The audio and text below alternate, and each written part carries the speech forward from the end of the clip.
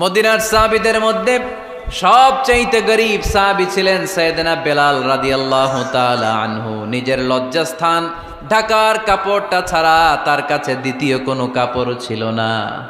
সকালে যদি খাবার পেত, দুপুরে খাবার ছিল না, দুপুরে পেলে রাতের জন্য ছিল না, আজকে খাবার থাকলে কালকে নাই। মদিনার সবচাইতে গরীব সাহাবী বেলাল রাদিয়াল্লাহু তাআলা আনহু, লজ্জাস্থান ঢাকার জন্য শুধু একটা জামা ছিল, গায়ে দেওয়ার মতো কোনো জামা নাই।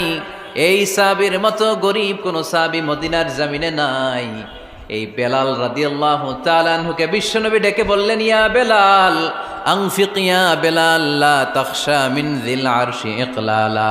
ও বেলাল, আল্লাহর রাস্তায় দান করো, কারণ আমার আল্লাহর ধনভাণ্ডারের কমতি নাই। সাইয়েদনা বেলাল রাদিয়াল্লাহু তাআলা আনহু সবচেয়ে গরীব। শুনতেছেন? বুঝতেছেন? সবচেয়ে গরীব। ডাউন পার্টটা ঢাকার মতো একটা গার্মেন্ট ছিল, একটা কাপড়, এটা পেঁচায় আসতো, নামাজ পড়তো। গায়ে রাখার মতো কোনো জামা নাই, আর খাবার দাবার টাকা পয়সা বলতে নাই।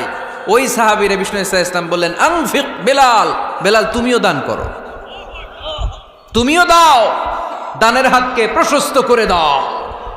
আনফিক ইবনা আদম উনফিক আলাইক, হে বানি আদম দাও, দিলে আমি তোমারে দেব।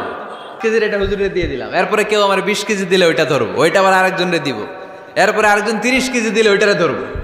কথা বলেন, কথা বলেন, কথা বলেন। এজন্য আল্লাহ বললেন, ইনফিকুনা ফিস সাররাই ওয়াদ দাররা। আমার মুত্তাকি বান্দার প্রথম গুণ, তারা সুখে দুঃখে সব সময় দান করে, দানের ধারাবাহিকতা সব সময় অব্যাহত রাখে। যারা সুখে দুঃখে সচ্ছল অসচ্ছল সব অবস্থায় দান করে, তাদের নাম হলো মুত্তাকি। মুত্তাকিদের প্রথম বৈশিষ্ট্য দান করে। আপনারা দান করেন তো? কিশোরগঞ্জের ভাইয়েরা সবাই করেন? করেন তো? Take it as a reminder. আজকের এই আলোচনাটা একটা রিমাইন্ডার হিসেবে নেন।